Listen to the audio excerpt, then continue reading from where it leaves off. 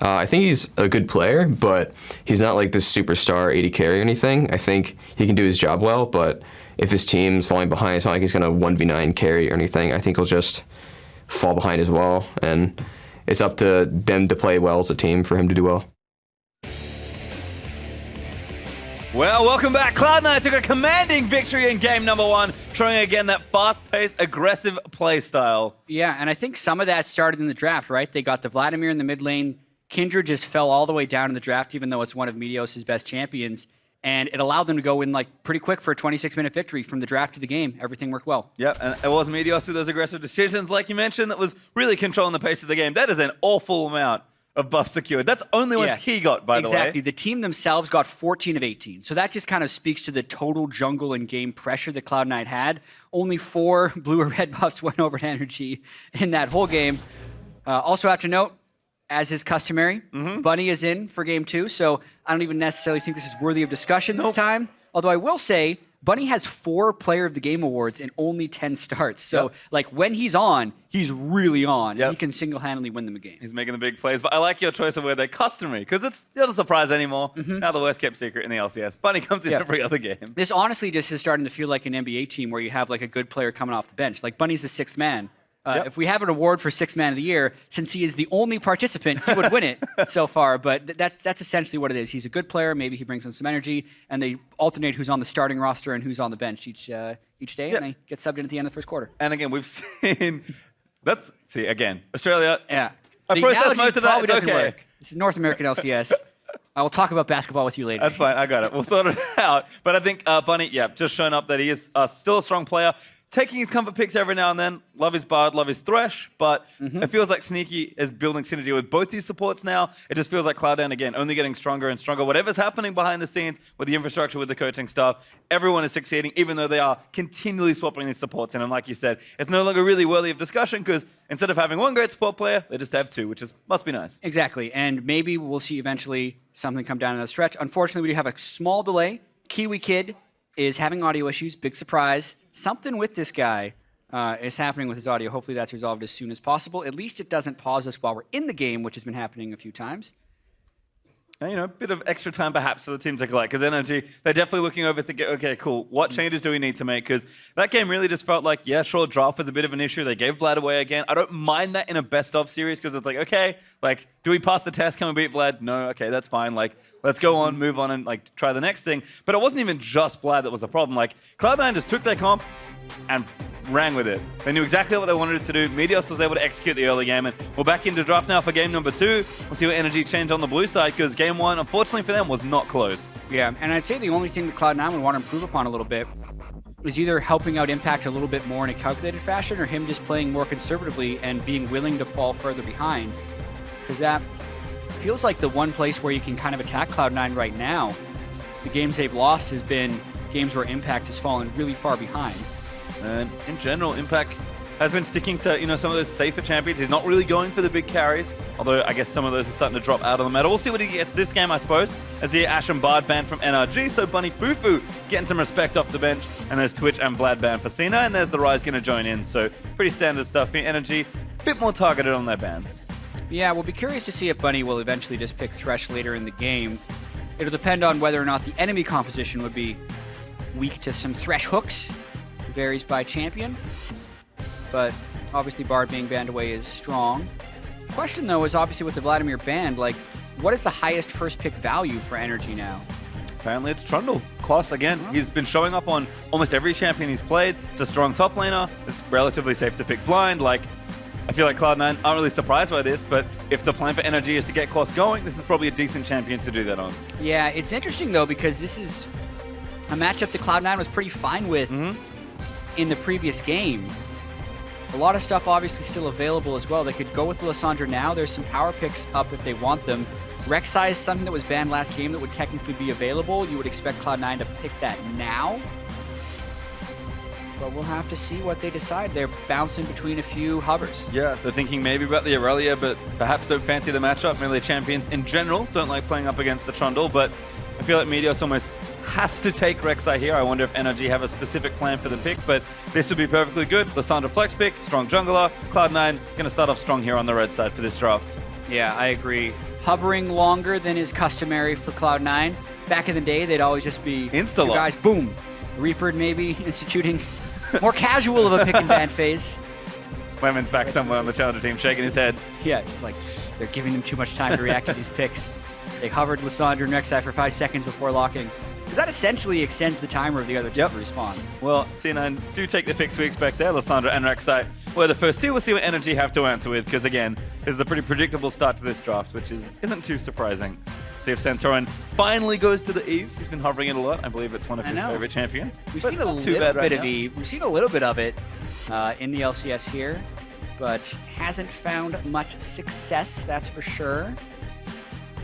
Really slow ban phase, pick and ban phase for these guys so far. A lot of discussion going on. A lot of times after a quick loss like that, you would expect a faster pick and ban phase for NRG, which kind of makes me think they spent the majority of their post-game discussion figuring out what was wrong in-game rather than planning strategy for the next game, because it feels like a lot of this is being done on the fly. Yep, well, there's Zyra and Victor for NRG, so pretty standard stuff for the support and mid lane role. GBM will actually take a pick away from Jensen as well, so with the Zia banned out, Jensen's champion pool not cut down at all, but certainly reduced based on his preferences that we've seen. Maybe he goes back to Cassio, and I do love Kiwi Kid on the Zyra. Zyra just such a strong support. Exactly, and maybe Jensen just goes with Lissandra and they give Impact Irelia in the top lane. Cloud9 has all the options.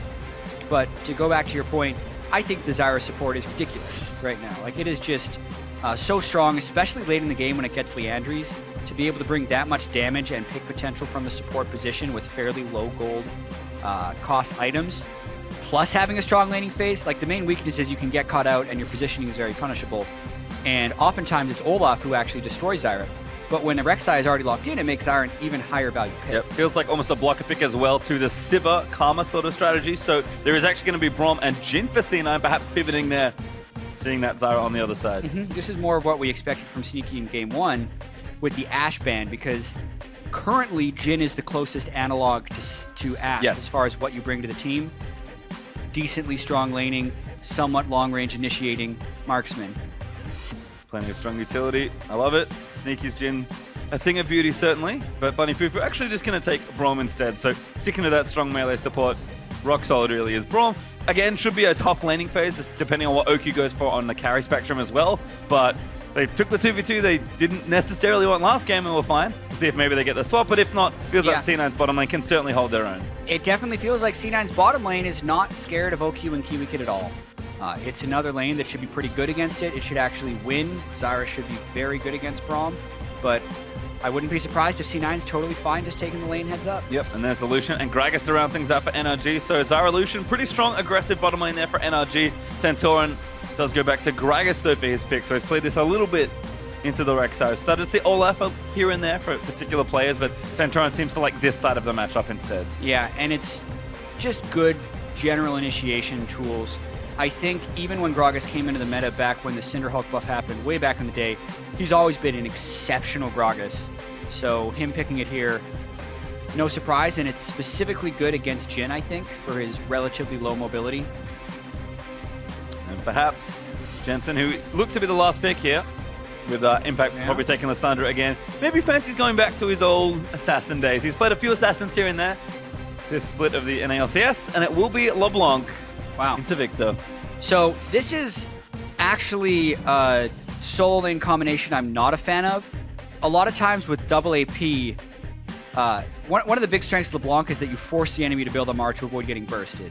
But you're now giving them extra value with that because they have 2 burst-focused mages, so they can't win in the sustained DPS war, and also if there's burst protection, they would lose that as well. The only reason it would work is because with the Zyra support, that would almost always be a burstable target if Kiwi Kid decides to do the normal Zyra build and take advantage of the damage. So this is actually a game where I feel like Cloud9 does have to win pretty quickly. Yes, and I think you always look at wave clear versus no wave clear mid laners and think, well, hope you don't lose your turret, Jensen, because things are probably going to go bad very quickly. But certainly a good LeBlanc player. Curious to see what he does in the 1v1. Maybe just feeling a bit more aggressive, you know? He's had a good game 1. He got to play Vlad. He's like, give me the assassin. Let's end this series 2-0. Because that's been the sort of statements Cloud9 have been making recently. A lot. And I mean, this could be their best week yet with their really dominating 2-0 against Envy and their incredibly dominating Game 1 against NRG. It would feel pretty good to get out of here with a quick 2-0, 4-game week Easy. Well, as we look onto the riff, remember to keep those votes updated by tweeting at LOL Esports with the hashtag NRGWin or the hashtag C9Win. It's been a rough road for NRG, certainly in Cloud9. Appear to be on the rise. We'll see if maybe a Game 3 can be forced here by NRG, but Cloud9, they're interested in having a nice early weekend. Exactly, and I was extremely skeptical of C9's roster when they announced it at the start of the year. It had a lot of talent in, but hearing that Meteos was coming back and hearing that they had rotating supports, and also Impact had a very underwhelming last split on Energy, especially considering the last time they had lost high and Meteos was in the jungle, he wasn't necessarily able to shot call, the team lost faith in him, and it ended in him stepping down, and I was thinking, like, what has changed to make this work the second time around? Apparently a lot. Yes. They have Reaper instilled now, and the team really respects him as a coaching voice, and it definitely feels like just the teamwork between Meteos and Jensen is much higher this time around. So really, I've just been very impressed with C9's ability to make it work so far with this iteration, and finally moving on really from high. Well, it's certainly been a good look for the new Cloud9, if you will, but we'll see if they can get it done here in Game 2, or if NRG fancy themselves a win, and perhaps a series win if they can force it to Game 3 and get their win there. Sneaky, though, on the Jhin, hanging out towards that midsection of the map, so it looks to be another lane swap, but read pretty easily here by NRG. They're going to make their way back into the same start we had in Game 1, which looks to be standard lanes, just upside down. Just where I like them. This one, much more blind, though. I believe they don't have...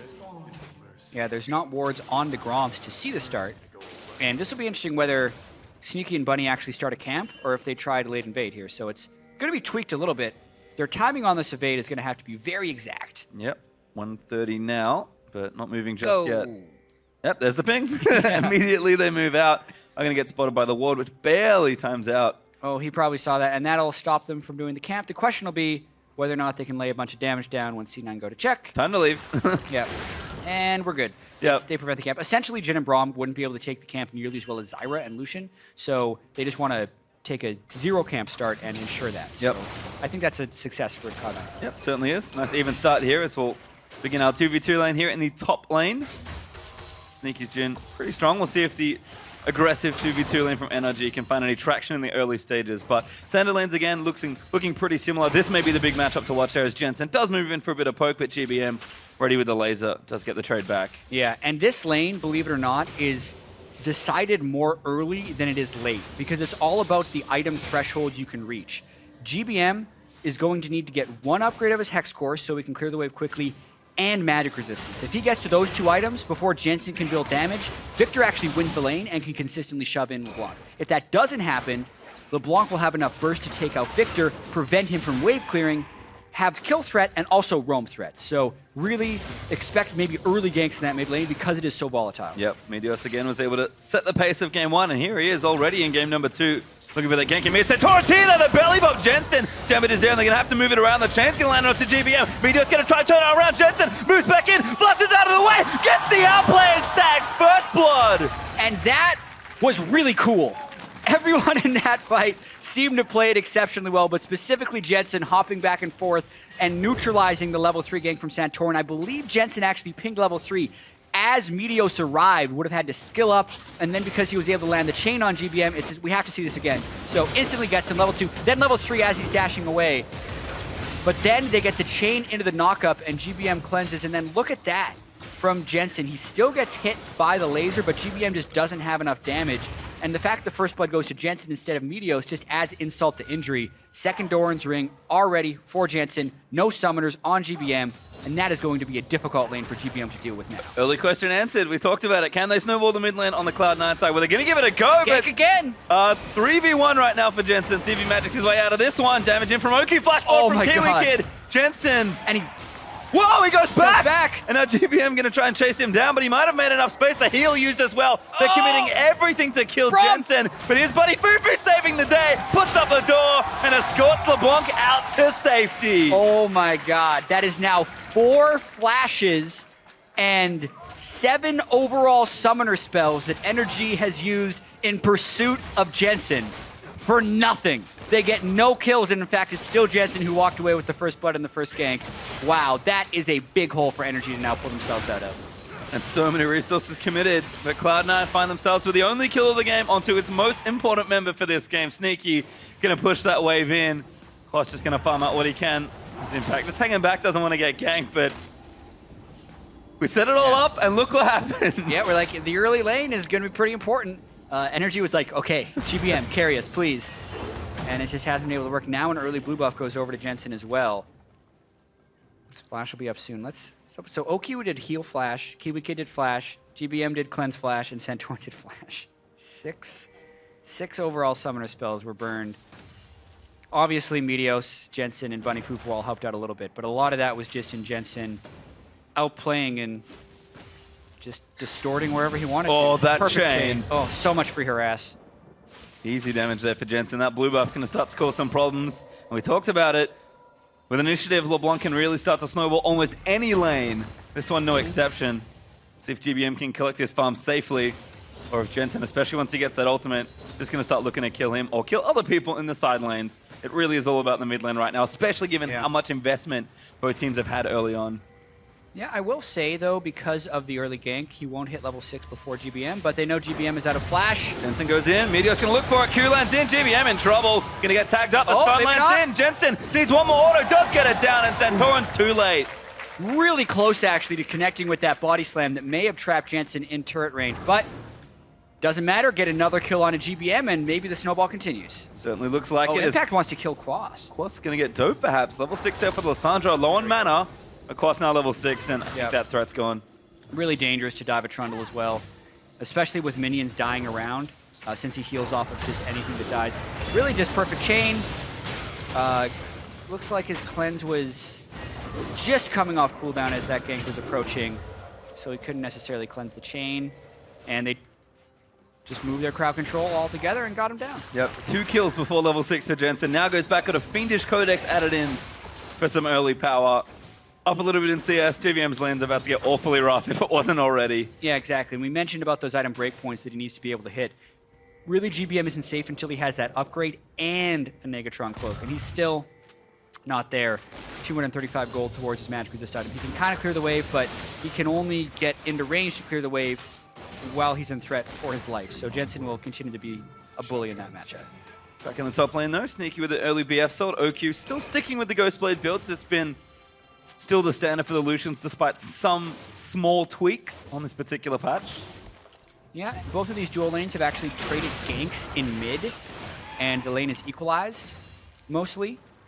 So I say this is also just Cloud9 laning better, because I do feel like this is one of those matchups that is dictated heavily by the support. Jhin and Lucian don't necessarily have a really favorable matchup to one side. It's even slightly favorable for Lucian, but it's not going to tilt the lane entirely. It would be Desire versus Braum, and it hasn't done so. So great job by C9, Sneaky and Bunny, and another poor job by OQ and Kiwi Kid to make stuff happen in favorable matchups. Yep, I feel like that's also reflected in the bottom side of the map actually as well, because Impact, no attention this time, is actually up 15 CS versus Quas in the same matchup he just played and ran into trouble with. So seems like he's made some good adjustments. Rod of Ages on the way with both the Catalyst and the Blasting one now completed. That's a great showing for Impact. Left isolated, able to just handily take over the early parts of a lane. Yeah, and we have to remember, like, Impact can still be a very good individual player. It's just the fact that he's not getting the help from his team. In this game, he didn't get ganked. And he's in a ranged Lissandra versus melee Trundle matchup, so he actually should be winning that lane, and he is.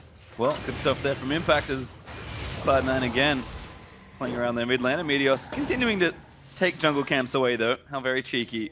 Level 6 now on the Rex side. Santorin, though, also with his ultimate ready, so can maybe look to impact some of these lanes. His ganks have gone a little awry. I guess the first one wasn't really his fault. It's GBM gonna find Meteos, but Meteos just tunnels out to safety again. Just making sure Jensen's lane's going well. They're trying to deny the blue buff actually, because Meteos was in there as the blue buff was respawning. He's actually hoping to catch GBN over there and scare him off of it. Give Jensen time to move over, and we might be seeing a fight in the blue buff area or in the top lane. Ooh, Sneaky, little low. Colling's there. That's gonna force a flash out.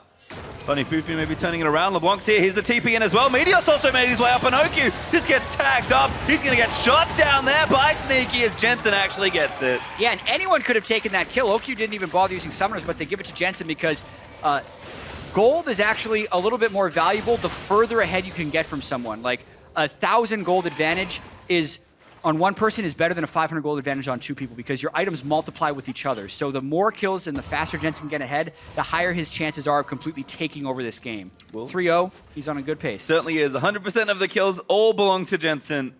As we'll see if GBM can continue weathering some of the storm here. CS is nice and even, but unfortunately the rest of the map is not as C9 with a nice play in top lane.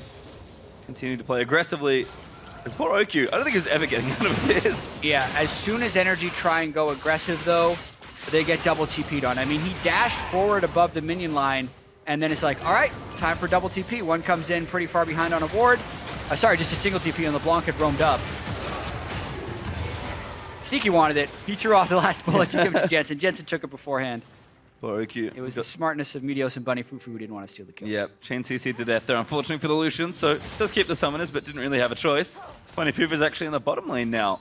Trying to get Sneaky onto Quas. Might have a swap back here as, yep, Sneaky's also in the back, so might look for a dive. Might just look to get some pressure down, but let's take it this lane. They're going to swap back down and actually look to try and take the turret. A little bit of a poor back timing there for Quas. Will give Cloud9 a turret here, but NRG pushing it topside might be able to trade.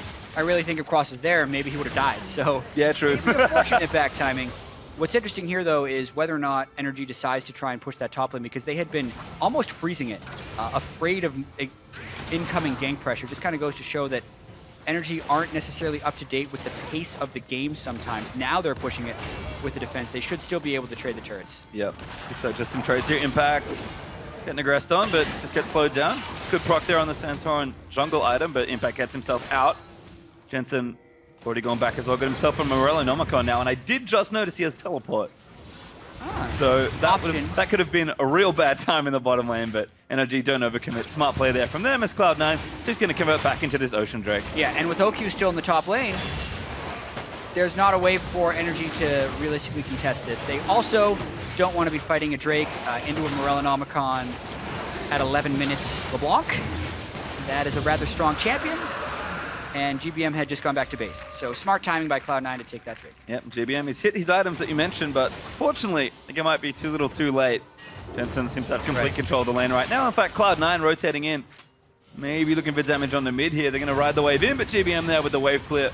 Ooh, that's bad news. Does tag him with a snare from Jin, and now Jensen leaps forward, gets himself out. But GBM burns everything just to live. Yeah, as soon as he gets back with some of his defensive items, he burns both summoners, but NRG on the return. Here we could give Flash ulti, knocks up 3 there. Sneaky trying to get out of it as Quas frontlining in. Santorin takes one out with the ultimate, but Quas going to get chained up again as Jensen pops that ulti.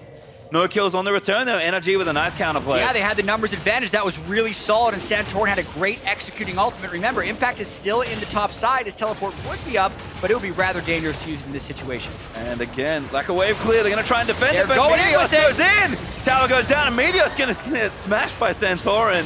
Tower goes down as well. Give up on the play. Impact, is he willing to give up on the play? Meteos wasn't. Teleported in. When to cut your losses. Not this time. Impact, oh, maybe now. Just get some damage onto Santorin, takes out the ward. But that might be it for Cloud9. They'll try and counter push this mid lane, but Sneaky's topside. Really solid play for NRG to get themselves back into the game. Yeah, and this is where things could get dangerous because Cloud9 kind of needs to snowball this game. Looking at the magic resist that NRG is going to be able to pick up. They see the opportunity to go for GBM, but he quickly uses both summoners, and Jensen takes 2 turret shots plus some important cooldowns, but mainly it's the pillar into the flash ultimate from Felix Kid. Knocks up 3 people because Meteos had actually walked in to try and peel Quas a little bit, and then the Runic Echo's ultimate from Santorin procs and also finishes off the Jin, and then that extended as they had 5 people in the mid lane, and basically Meteos went in when they still had 3 people there, so he was easily focused down since he didn't have tank items yet. Over-aggression from Meteos in defense of the turret. Yep. Couldn't defend it either, so NRG will trade a turret and get a nice important one. See if GBM can gatekeeper that turret for long enough, but he's Victor with 2 Hexcore upgrades, so you have to think he can. Meteos, though, trying to maintain control of this top lane. Gonna take that Scuttle Crab away. I imagine the top lane out as their next target. With a Drake down on the map, Sneaky's back in that top lane trying to push it down as Quas just farming this up from under the bottom half. Impact continuing to play up and aggressive, but no TP this time. It's definitely on that side of the map where they're going for plays, but it could even be in the mid lane. They know there's no summoners on GBM, so he's a sitting duck in there. Roam up from the Sandra. If he was even close, they would just chain him down. But Quas follows up the roam and actually stops that. That was good team play by NRG right there. Yep, again, defending their mid lane advantage now. It's GBM Going to get babysat through maybe the next 5 minutes or so as he gets towards those first items for Victor. OQ also able to keep the tower very healthy here in the top lane. C9 still playing a straight 2v2. Struggling to find a bit of that pressure. Feels like the momentum slowed down a bit ever since that nice play from NRG. Meteos though onto GBM. Tagged in by Bunny as well. There's Jing going to snare him up, but that's just too much CC. Meteos gets himself one, but Zyra again goes back in. Bunny Fufu low. OQ able to take him out. Jensen almost died as well. That's Zyra. Yeah, the counter engage potential of Zyra is really huge if you can't kill her immediately. Ooh. But you can also get caught out. Yep, Kiwi Kid does get caught. Taken out there by Meteos actually, as Frozen Tomb plus the Jin Snare is more than enough. NRG do overextend a bit there, but an effective trade. Yeah, just a bit. It makes the trade favorable for Cloud9 at the end of the day. 2 kills going over to Meteos. It'll be good because he does need to tank up if he wants to make initiations, but obviously would be more ideal if they could have got them onto Jensen, who had took a bunch of harass. Watching this again, they get the knock up on a GBM. He puts down his stun field, which delays it a little bit. Then Meteos able to finish it off, but because the stun field had rooted them, Kiwi Kid can chain it with the Grasping Roots and a Strangle Thorns, which was very successful. Santorin then steals the buff, which gives Kiwi Kid some confidence. But that's a Lissandra you're chasing, buddy. Level 10 Lissandra. Quick ult, easy kill. Doesn't even need the Jin shots to come back through. Poor positioning at the end by Kiwi Kid. Yep, he gets himself killed. Zyra certainly very squishy.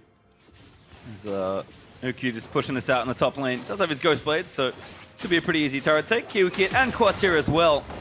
Able to get this turret for themselves. So NRG, Gold League going to be back to even after they take this turret out. And it really just is that Ocean Drake that hangs in the balance. And I guess now we have to look at gold distribution. We talked about it. Jensen has been empowered in the early stages, but NRG have equalized everything else. Exactly, but then it's also coming back to that thing we stated earlier. What's better, 1,000 gold lead on one person or 500 gold lead on multiple people? And it's 1,000 gold lead on Jensen and a 500 gold lead for OQ essentially. And then that's about it because C9 took the turret down, so it's still a big advantage for Cloud9. Still favor Cloud9's kill distribution, especially because currently there's still multiple targets for him to be able to assassinate, specifically Kiwi Kid and OQ. Well, C9 are going to look to snowball this game. It's a crucial next few minutes that will demonstrate it. Mid tower open gives them a lot of space to play with, and Infernal Drake up in 40 seconds means it's a very obvious point for Cloud9 to go and fight over. NRG, they're probably going to have to try and fight for it, or Cloud9 might start to run away with it, but one wrong team fight at this point puts NRG and all that hard work right back to where they didn't want it. Cloud9 can maybe look to retake momentum. Yeah. Definitely agree with that. I will say OQ, though, would have a small item advantage, but he has to play these fights so carefully. Really, they have to wait, essentially, for Jensen to go for an assassination before they commit anything. It's a very tricky game to play. Good hold division right now, though, for NRG, actually. C9 try and take complete control of the area. Starting to put those wards back down. But not too much vision directly on the pit. As Impact actually is shoving out this wave. A little bit of trouble. We've seen just how quickly people die to the combination of Santorin and Kiwi Kid. Maybe not where you expect the burst to come, but certainly has enough of it right now with the early AP. Yeah, they got the base damages on lockdown right now. The scaling will come from the Victor and the Lucian, but right now it's the Gragas and the Zyra. Well, Drake's alive. Cloud9 going to start it. NRG maybe not interested in a fight here. Yeah, Quas would have to teleport in. This could be a steal attempt by Santorin. And they've taken 50-50s in the past. There's the teleport, though. Jensen is in flank position. Yeah, Quas is in, but Kiwi Kid looking vulnerable. Boy.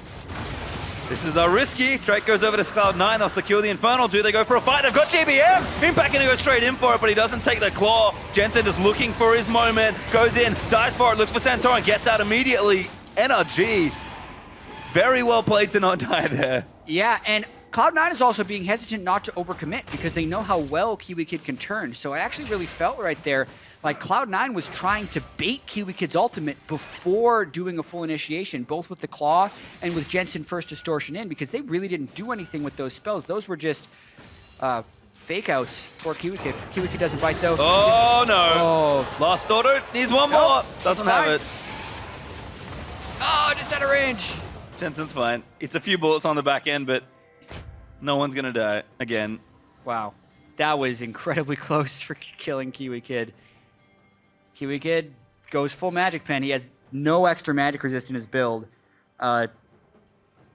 which to me is suicidal. Like, it's cool, Magic Pen is great, but please, against still Please be LeBlanc, safe. you don't need 40 Magic penetration this early into the game, Kiwi.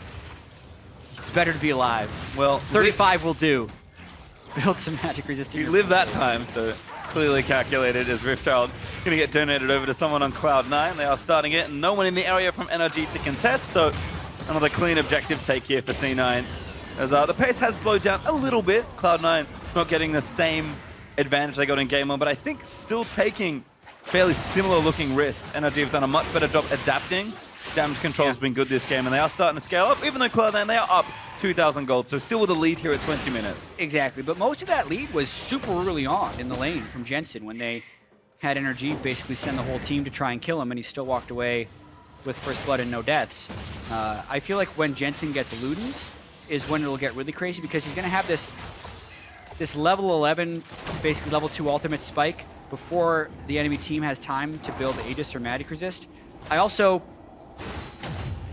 question Santorin not rushing a Locket in this game. He's gone for a Spectre's Cal, so he himself will not get bursted out, but the Locket would really protect Kiwi Kid and OQ from the Fatal Burst this point in the game. Whereas now I feel like when Jensen gets Ludens, he's going to be able to kill whoever he wants. Yeah, and with that teleport again, he's actually split pushing relatively effectively. Does chunk out Quas there, but Quas holding strong with that ultimate. Should be just fine on the Trundle for now. Other than that, looks like lots of attention towards that left side of the map. Cloud9, I think, trying to get some vision around Baron. This is kind of how they got ahead in the last game, but Meteos is going to start again with a monopoly on the vision, takes out the Scuttle Crab, as Impact working on that top outer. Should get that relatively soon as he does take the tower there.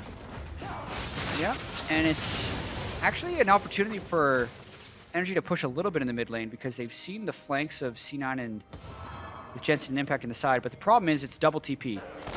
Teleport LeBlanc creates more map pressure. He's actually trying to deal with Trundle. I don't feel like this is the right split push matchup for Cloud9 here. Not sure either, but this is what they've got so far. The Impact's making his way back down, so maybe they'll swap that up. Jensen, though, at least getting some farm for himself. He's getting towards that second item we mentioned. Unlikely the Ludens, but we'll see what he opts for. Sneaky just taking hold of mid lane, farming that up for himself. Seems like, again, bit of a lull here in the game as the champions just get towards item number 2. And with Drake down for a little while longer, Cloud9 in no rush to really do anything. NRG happy to defend for a while as well. C9 might actually be going for a kill on a Quas. There's Lissandra in behind. He's jumped over both walls. It's a sneaky from Impact. Jensen going to try and bait it out. There's the pillar in. Jensen just dancing around. But Quas, now he knows the jig. He's up, going to try and take out Jensen. That's actually the right one, but he's going to get locked up by Frozen too. Quas flashes forward. Jensen going to reactively flash out of the way, and Impact, he does get the kill. Yeah, noble effort by Quas, but at the end of the day, kill still goes over to Cloud9, so a nice setup right there. With Impact making a really nice pass through the Dragon Pit to get behind Quas for that kill. Another one for Cloud9, and Jensen gets the assist gold. Impact gets the full gold. Ludens completed. Yep. So it's a strong spike there for Jensen.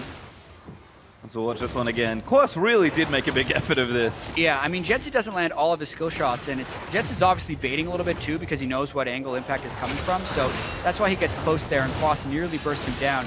And here, when he still has the flash, like, this was Jensen being a little greedy and wanting the kill, because Impact could have secured the kill totally by himself, but Jensen really wanted it. Then they end up trading flashes. He still lives, but can't secure the kill. Well, no objective convert, unfortunately, for Cloud9. Impact did shove the wave in bottom lane, but Quas went to answer that with a bit of help from OQ. Drake up in a minute 10, though, so second Infernal could be in Cloud9's hand soon. We'll see if NRG look to team fight there. Almost found the fight they wanted for the last Drake. You have to think they've powered up a little bit since then. And might be fine to look to have that big mid-game team fight that they kind of feels like it's built for. Like Quas, still taking damage from Jensen, but he's Trundle. Not particularly worried. Yeah, it's a blue buff LeBlanc, though, so it's a lot of harass you'll be able to get down. This is actually OQ going for the gank. No flash on Jensen. 2 seconds till his distortion's back up. Yep, and there's a lot of damage actually with the TP. Might turn it around. OQ does get the kill, and Impact's like, I'm not coming. See ya. Yeah, my eyes played tricks on me because I knew how strong Jensen was. Like, did he kill OQ? Yeah, that's what I saw the too. shutdown, but no. OQ was able to actually flash heal away from the distort point from Jensen. They punish him for giving some greedy harass, and the timing on that is actually really suboptimal there for C9. Turret and maybe even position over the Infernal Drake. Yep, gonna lose his tower here for sure. Now evening things back up, 3-3 in turrets there. So NRG claim the bottom outer. Impact's doing some work in the top lane, but he doesn't have his teleport, remember, and that Drake is back up. Meteor's trying to steal this red. Very greedy from Cloud9 again. Yeah. I mean, they really want this Infernal Drake. Jensen can teleport in, but they will not have impact. They're going for the teleport anyway. Yep. They're going to look to try and start a fight. Cloud9 know they can start something here. GBM may be caught. Going to get zoned out. Jensen can keep him away for now. Little low on mana as well for GBM, but Cloud9 don't quite have position on this objective. Right, but they're mainly buying time for Impact to arrive on his level 15 Lysandra. He's been picking up so many side waves in this game. Is actually exceptionally far ahead. I just realized. Yeah, wow. 100 CS ahead of Quas. That's insane. 3 items done as well, plus the tier 2 boots. Impact. We've been so focused on Jensen. Yeah. We're just like, oh, by the way, Impact is crushing too. And that sort of thing, you know, left to his own devices, Impact just quietly overachieving in that top lane matchup. Yep. Drake does go over to Cloud9 as a result. NRG just can't find the angle for a team fight. Definitely not. And they're trying really desperately to get anti-burst on at least a couple people. And I'm going to talk about Aegis again. Only Okay. because against burst teams, like technically from a totally selfish perspective, a Spectre's Cal will be better than a Locket. Like a Spear of Perception will be better than a Locket for yourself. But you help your team so much more because one Aegis on one person will make the person with the Spectre's Cal even more unkillable. And it will also help Kiwi Kid and Okyu not take true damage because they don't have any magic resistance on. The total gold value of the aura is way higher than what you pay for it. And against double burst champions, you need to make as many people on your team as burst immune as possible. You certainly do. And since not everyone is building Spectre's Cals, you need an Aegis. And even if everyone is building Spectre's Cals, you still need an Aegis because it gives you the aura. Yep, and it feels like Centauran may be the culprit there because Zara doesn't really want to build it. Sure, Kiwi Kid can, but that early Randuin's sticking out a little bit there. See how much that costs NRG. I imagine Aegis is coming at some point, but we'll see. Maybe you'll be disappointed again. I'm sorry, Yeah. Jet. This is really weird. It's like someone had a conference and decided that wasn't a good item. Maybe they know something we don't. I doubt it. Impact. Level 16 now. There's the burst. Yeah. Doesn't quite get him, but that was free poke essentially. Getting, that looked like a 3-shot. Getting kind of close to a 2. That's worrying signs for OQ. Well, remember they have 2 Infernal Drakes as well, so that's an extra 16% ability power you're seeing on both Impact and Jensen. It's not helping your argument about the Aegis, unfortunately. No. Well, if we're gonna die anyway, what's the point? It's like, I mean, I could make the bed, or I could just never make the bed. Get initiated on by Impacts. Not yet, doesn't flash in for the ulties. Snare hits GBM, now they're in. Good flash on bar from Meteos, looks for GBM, but he gets flash cleansed out of the way. Bullet doesn't land, GBM almost Quas is goes in. down, but yeah, Quas is straight in for it. He's getting bursted down. Kiwi Kid gonna try and turn things around, but Impact flashes straight forward. Ulti's on the Quas, Jensen's gonna dive in for it, and Sneaky does claim the kill. Now Bunny Fufu tags onto GBM, but that's gonna have them being flashing out of it. GBM still does good damage. Cena get 1 kill and back away. Yeah, they use all their burst on a tank though, and you can see actually how hard it is for Cloud9 to have sustained damage. So like, if this game did get super late and they properly tank up, it would be rather difficult for C9 to actually win those longer team fights. Because that was a pretty poor setup from NRG, and they still only lost 1 and got a bunch of people on Cloud9 low. So look for Cloud9 to be very careful about their setup in the future and maybe just try and get picks around objectives. Still, this one started again. Another great long-range initiation from the Jhin. Yeah, gets the root on a GBM. Meteos flashes in, but then flash cleanse so he stays alive. And look at that teleport from Quas. He just sits in the middle of the whole team, and like, they don't necessarily want to burst him because he's super tanky and they want the burst left for others. And then they finally decide, all right, we'll just kill him. Would have preferred a self-ult though from Impact because they were still gotten a slow on to Quas, and he wouldn't have taken as much damage. But then even Bunny has to flash away from the persistent damage of NRG. You can see the issues when they don't find those flanks. Cloud9, again, don't really want to be hitting those tanks, so good battle line set up there for NRG. Only lose Quas in the exchange, and Cloud9 not really off to the flying start they wanted, despite the strength of their early game here. They're about 4,000 gold ahead, which is decent for this stage of the game, but starting to drop off a little bit with this double AP combo. Yeah. I think Jensen jumped out to such an early lead. We almost thought the game was a later game than it actually was. Like, he still has a pretty big lead, and he's still hitting some of these pretty impressive item breakpoints. Void Staff being completed now will only help with that. Impact almost there as well, so double AP is going to be effective for a little while longer. And Impact has 300 CS. Yeah, Impact is going crazy. 29 minutes of the game. Like, he's been untouched in the side waves this whole time. What did Meteos just do? Oh, he's chilling out. Ulted in and then just tunneled back to I the regret line. everything. Yeah, Cinderhulk. Oh, that was not great. corrected though from Cloud9. He just gets himself out of the pit again, making sure they have vision around Baron, which they have done a great job of securing. Jensen here even going to clear out a pink ward. Doesn't quite get the last hit. Yeah, he'll go over for it again. Hey. There we go. Nice and safe. Low cooldown on his distortion right now. Almost level 3 ultimate as well. Like, we talk about breakpoints. I feel like the double AP is about to hit its peak Yes. very soon. But if C9 can't really get a big lead from there, NRG are going to start to turn this game around. And they're not going to take a team fight lying down at this point. It's not like they don't have power on their team right now. Very true, but we also have to keep in mind, like, this is a level 17 Lissandra against a level 9 Zyra with 30 magic resist. Like, you can kill that Zyra without your ultimate at this point. If Kiwi Kid is ever looks at Jensen or Impact wrong. So that's, I mean, yes, Kiwi Kid has great counter initiation, but if he ever is in the wrong spot, all that counter initiation goes away really fast. Yep. And that'll be what can break the game wide open for Cloud9. Well, it seems like they're just looking for a cheeky pick then. Again, trying to make sure they have vision around this left-hand side of the map. Cloud Drake up in 35 seconds. Cloud9 with 3 Drakes already. Might just add one to the tally and get that Elder Drake spawn on the way. Lissandra continuing to split push. Impact again working on that 4th item. Likely avoid stuff, but not too far away. And Cloud9 playing a little slower this time around, but still meticulously around the objective. They know what their comp needs to do to win, and seems like so far they're executing well. NRG, though, making sure they play nice and safe through the next 5 to 10 minutes of this game. Because, like you said already, Jensen looks at someone wrong, they're going to die. Absolutely. Cloud Drake will be basically what they need to take in order to make the Elder Drake spawn at 37 minutes. They would have preferred another Infernal Drake to improve their burst to unthinkable levels, but this will do. Maybe help them get a pick. Also will empower Elder Drake when they can take it at the end of the game. Starting to get to that point as well. Game going on quite a bit longer than the last one. Again, have to credit NRG's defense here in this game. Despite how silly the early 5 minutes of the game were. Yeah. Even for a turret, don't find it. GBM able to clear that wave out very quickly with a death ray, but there's that Drake we expected. Cloud9 pick up their signature one. And we'll see if, as they go back to playing around the Baron area, what happens. NRG, though, being very careful not to face check, which is a good sign. They need to be super careful not to face check, because even though Cloud9 can use Baron as a threat, this is an incredibly slow team to kill Baron. Jin's sustained DPS is low, as is LeBlanc's and Lissandra's when doing Baron. It's not like this is a team that has a Jinx and Nazir or a Cassiopeia somewhere who can just, or a Kindred who can just shed through Baron. Very, very low Baron damage. But if energy checks, they're vulnerable to burst. This is a teleport. This will be a fight. Ooh, actually sneaky looking for it. Kiwi Kid a little low. Impact in a backlash straight through everyone. And Jensen dives in for a Cloud9 fight in the fight they want. Impact, he will die, but Quas, he flashes out the safety. Meteor splashes after him. And a huge play from Impact. Wow, he doesn't quite get his Zonias off because of CC, so he ends up going down. But he got the dream there for the Lissandra as far as initiations. And when we see that again, it almost looks like he killed Kiwi Kid on accident.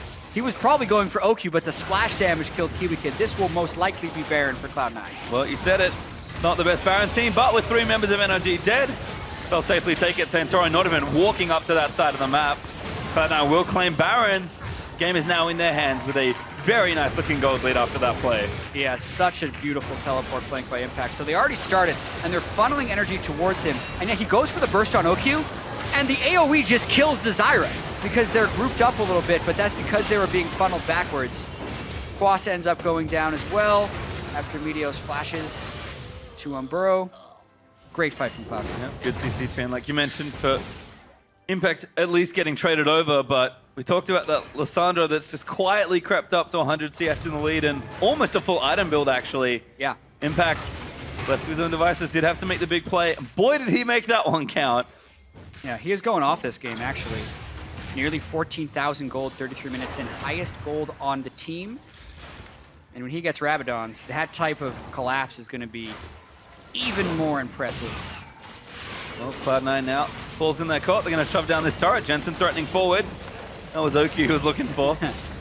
Would have been an easy kill, but they'll claim another turret there in mid as the T2 goes down 4-3 right now in turrets. We'll see if Cloud9 can do damage to those key inhib turrets. This siege is going to be really interesting because if Jensen distorts in and then presses Q and then R onto Kiwi Kid, it is enough damage to kill him from 100 to 0 at this point in the game.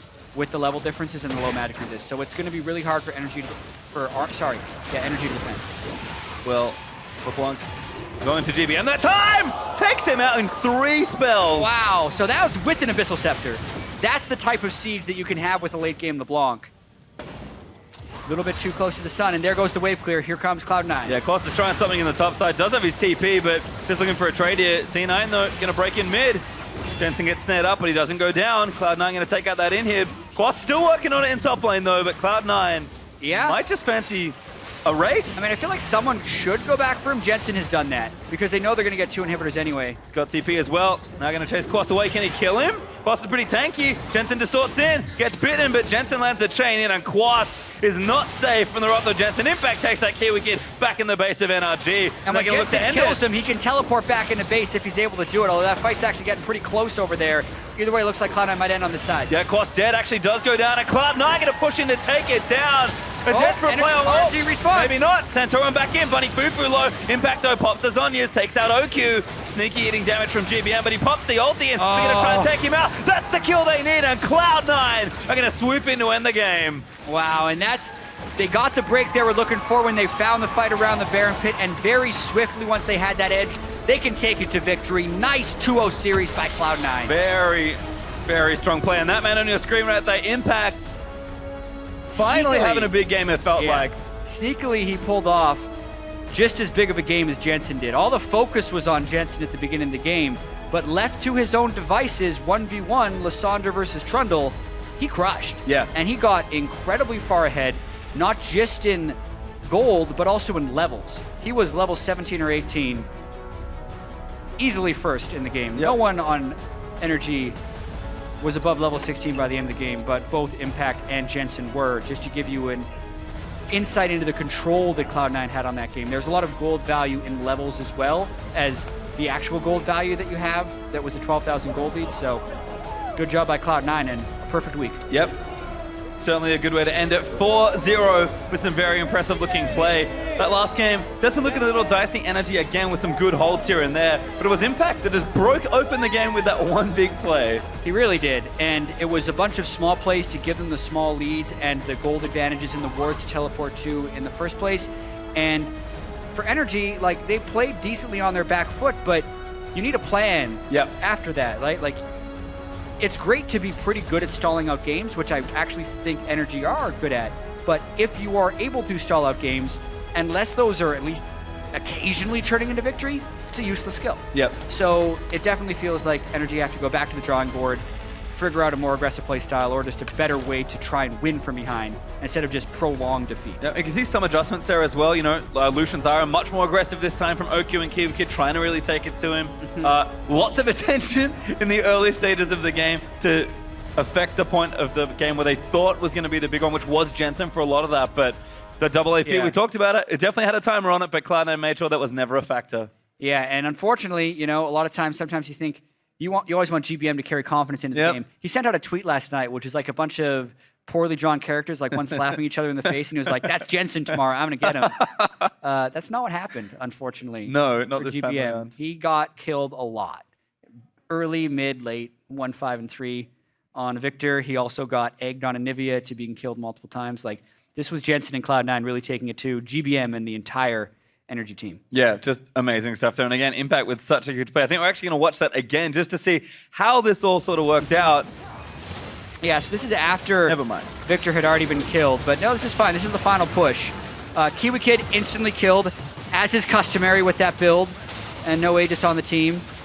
Cloud9 then just pushing in. And remember, the LeBlanc and the Trundle are dueling on the other side of the map right here. So once that goes down, even though this is a little bit dicey with the Victor and Lucian coming back out of the base, they can chain CC onto OQ. I mean, he tries to dash into Impact, and Impact just does really good timing with his spell combo and his Zhonya's.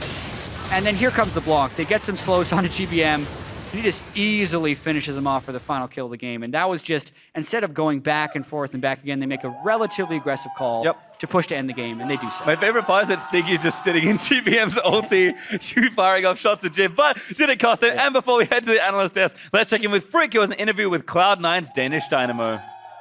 Hey, thank you very much. Great cast in the day, by the way, Pastry. And I am here with Jensen, the wonderful mid laner here, possibly the best in North America. Do you feel that way? Maybe. Maybe. Humble. I like this. I actually want to talk about some good mid laners, though. You and GBM. Last night, GBM tweeted out some literal smack talk. It was a couple of line drawings. There was a character kind of slapping you across the face. So I want to know, did that tweet tilt you any? Were you like super nervous coming in then? Nah. Me and GBM are good friends, so it's all cool. Yeah, it's just friendly banter. Tell me actually sort of what this friendship looks like in the LCS, right? You guys are all on the same stage. You guys play against and with each other sometimes. Sort of walk me through what pro gamer friendships are like sometimes. Well, I actually don't talk to that many people outside of my team too much. I sometimes talk to people, and GBM is a really nice guy, so whenever I see him, we like talk a lot and just have fun. That's about it, really. That's good to hear, though. That went well. And speaking of going well, of course, Cloud9, 2-0 in matches, 4-0 in games, a perfect week for you guys. Coming into this week, did you expect that this was going to be the form you would be in to get this 4-0? Yeah, I definitely think we have been improving a lot this past week, so I kind of expected good results. I didn't expect us to 2-0 Envy and beat them in that convincing fashion, but, you know, it is what it is, and it's good. Yeah, certainly good to have those wins. So then I want to talk to you about the other teams at the top of the standing against you. A recent win against Envy this week. You still have Immortals and TSM who have bested you. You'll play them again. You'll probably play them in the playoffs as well. Talk to me about trying to compete to get back to this top level and beat these other top NA teams. Well, I think our series against both TSM and Immortals were pretty close. So I think going into the next series against both teams, I think we have a pretty good shot because we've been improving a lot as well. So I definitely think we can kind of come out on top next time. And this time it means Cloud9's heading back to Worlds, and all your fans can be excited to see you guys once again defending North America, making a good run. Yeah, hopefully. I mean, I think we can definitely get to Worlds, so let's hope we do it. Jensen, thank you very much. Congratulations on a great set of matches here today. I'm going to send it over to the analysts to talk about that match.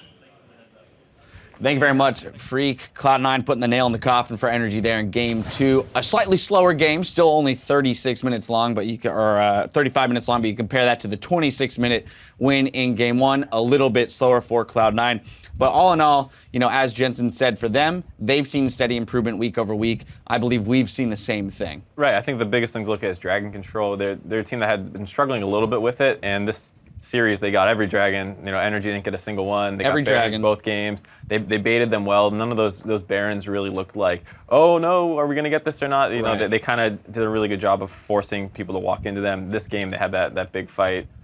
They also took the Rift Herald in this game. The Rift Herald was not taken by either team in Game 1, so essentially Cloud9 controlled every single global objective over both games.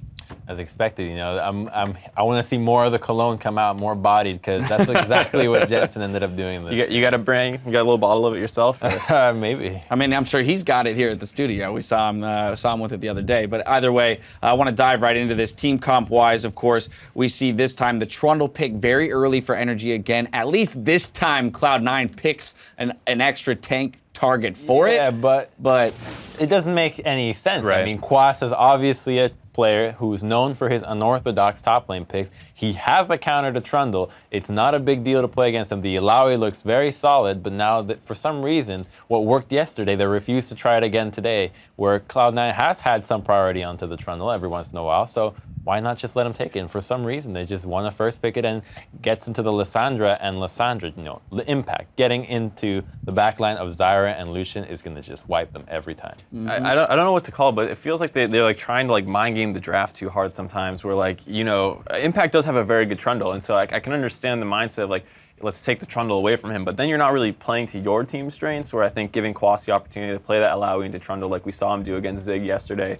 get a huge lead just by himself basically, and not putting Quas in that position, and it just doesn't seem like they're playing to their strengths. It seems like they're just trying to like mind game other people. Right, now as we continue to talk about this Cloud9 victory over NRG, over on NALCS2, TSM has just closed out their series in our match of the week against Envy in 2-0 fashion. So, you know, for them, still dominant, still dominating the top of the table. I do want to dive into gameplay here, and I want to put a spotlight on Jensen in the mid lane, on this LeBlanc. A ton of focus thrown towards that mid lane by the likes of NRG, and boy, did he deal with all of that pressure in the early game pretty phenomenally. Outplayed them all. At the first gank from Centurion, which was a questionable gank, The Flash, obviously, they're trying to release some pressure off mid lane, but immediately Media's in the counter gank, and quick level 3, quick chains, and gets turned around beautifully. They get juked, they have nowhere. Who is who? Who's the real LeBlanc?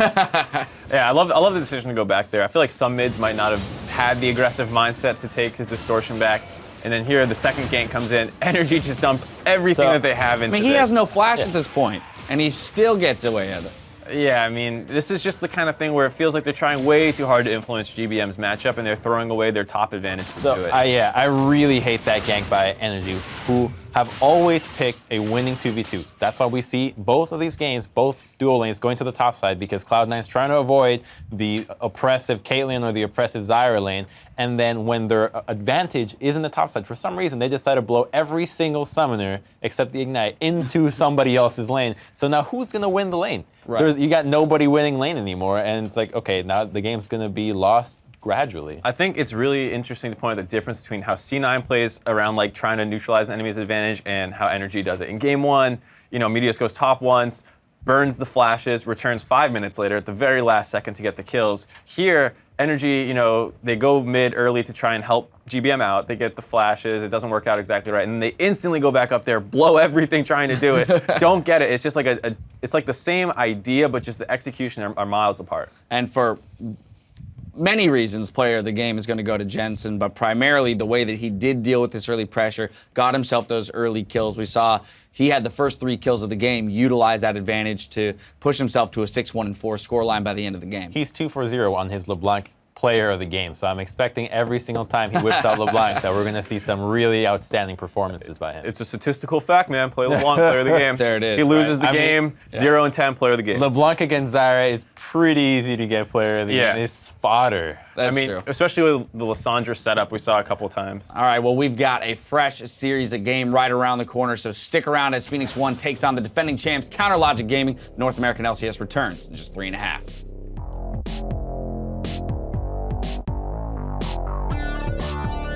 Certainly been a good look for the new Cloud9, if you will, but we'll see if they can get it done here in game 2, or if NRG fancy themselves a win. But NRG on the return. We could get flash ulti, knocks up 3 there. Sneaky trying to get out of it as Quas front lining in. Satoran takes one out with the ultimate. Hey, Lucian. Trundle. I rated him, he flash trundle. Nice 2-0 series by Cloud9.